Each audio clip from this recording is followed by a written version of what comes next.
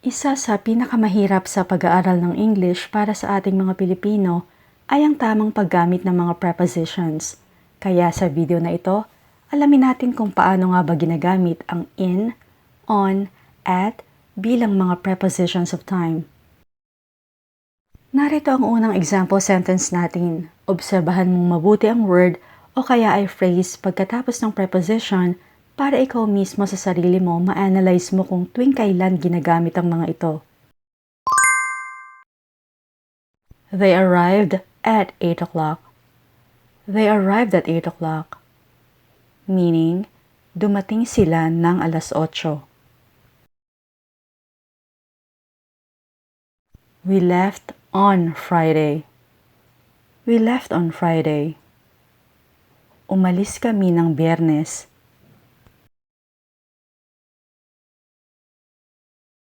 I went to Qatar in 2008. I went to Qatar in 2008. Pumunta ako sa Qatar noong 2008. I don't like working at night. I don't like working at night. Ayokong nagtatrabaho sa gabi. O kaya, ayokong nagtatrabaho ng gabi. Will you be here on the weekend? Will you be here on the weekend? Nandito ka ba sa weekend? Do you give each other presents at Christmas? Do you give each other presents at Christmas? Niririgaluhan niyo bang isa't isa sa Pasko?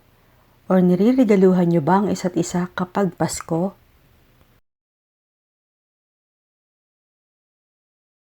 The manager isn't here at this moment. The manager isn't here at this moment.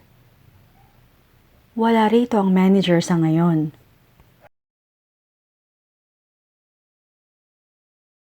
Henry and I arrived at the same time. Henry and I arrived at the same time.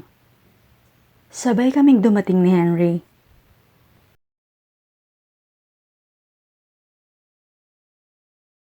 I'll see you in the morning. I'll see you in the morning. Magkita tayo ng umaga.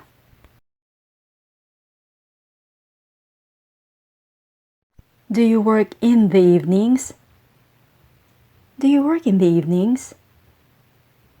Nagtatrabaho ka ba sa gabi?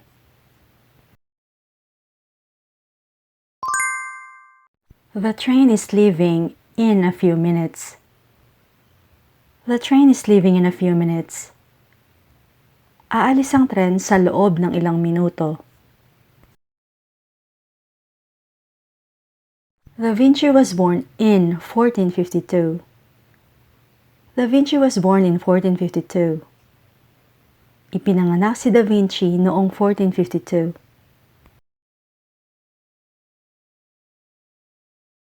I've been invited to a wedding on July 3.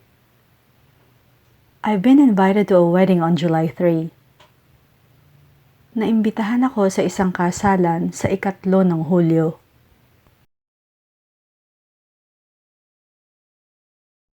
Electricity prices are going up in August. Electricity prices are going up in August. Tataas ang presyo ng kuryente sa Agosto. Melvin is retiring from his job in 2 years' time. Melvin is retiring from his job in 2 years' time. Magre-retiro si Melvin sa trabaho niya sa loob ng 2 taon. I last saw Maricel on Tuesday. I last saw Maricel on Tuesday. Huli kong nakita si Maricel noong Martes. My car is being repaired. It will be ready in 2 hours. My car is being repaired. It will be ready in 2 hours. Inaayos ang kotse ko. Ready na yon sa loob ng 2 oras. I might not be at home on Monday morning. I might not be at home on Monday morning. Baka wala ako sa bahay sa Lunes ng umaga. I'll be there in the afternoon. I'll be there in the afternoon. Nandyan ako ng hapon o kaya pupunta ako dyan sa hapon. Vivian got married in May.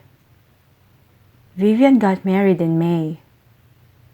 Nagpakasal si Vivian noong May. There are usually a lot of parties on New Year's Eve.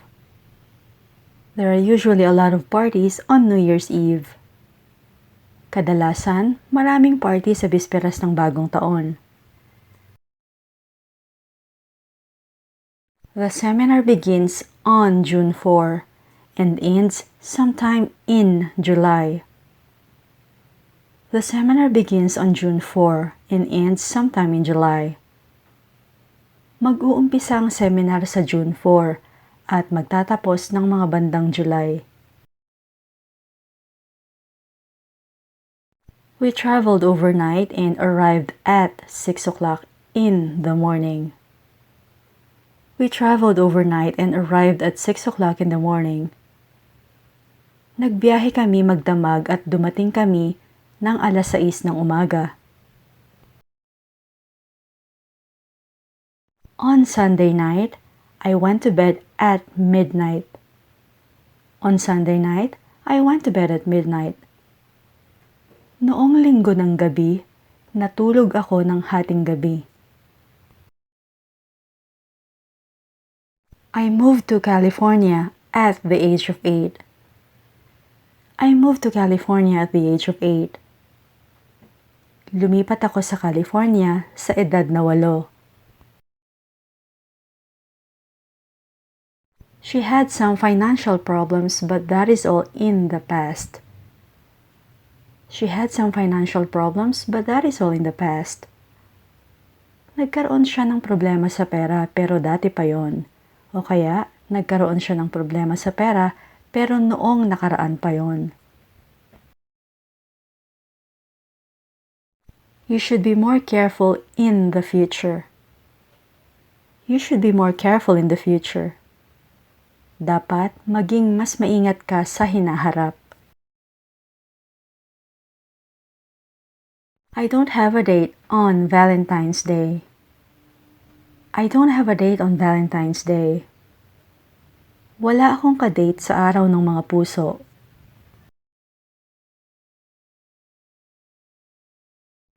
I have a meeting at 11 a.m. I have a meeting at 11 a.m. May meeting ako ng alas 11 ng umaga. I'm going home at lunchtime. I'm going home at lunchtime. Uuwi ako ng tanghali.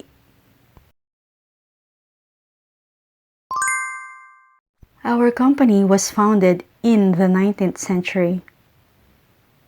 Our company was founded in the 19th century. Itinatag ang kumpanya namin noong ika-19 na siglo. We need to have this report ready in 15 minutes. We need to have this report ready in 15 minutes. Kailangan nating ihanda ang ulat na ito sa loob ng 15 minuto.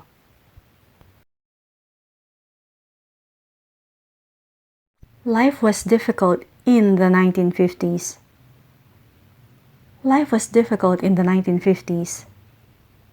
Mahirap ang buhay noong mga 1950. We go to the beach in summer. We go to the beach in summer. Pumupunta kami sa dagat sa tag-araw or pumupunta kami sa dagat kapag tag-araw. There are many flowers in spring. There are many flowers in spring. Maraming bulaklak sa tagsibol. I'm going to Spain to observe their traditions at Easter. I'm going to Spain to observe their traditions at Easter. Pupunta ako sa Espanya para magmasid sa kanilang mga tradisyon sa Pasko ng Pagkabuhay.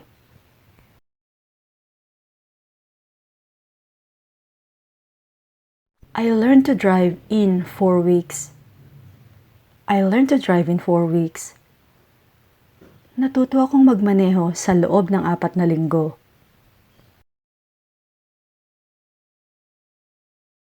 Do you work on Monday evenings? Do you work on Monday evenings? Nagtatrabaho ka ba ng Lunes ng gabi?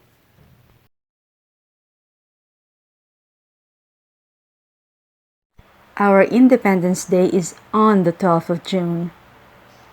Our Independence Day is on the 12th of June. Ang ating araw ng kalayaan ay sa 12 ng Hunyo.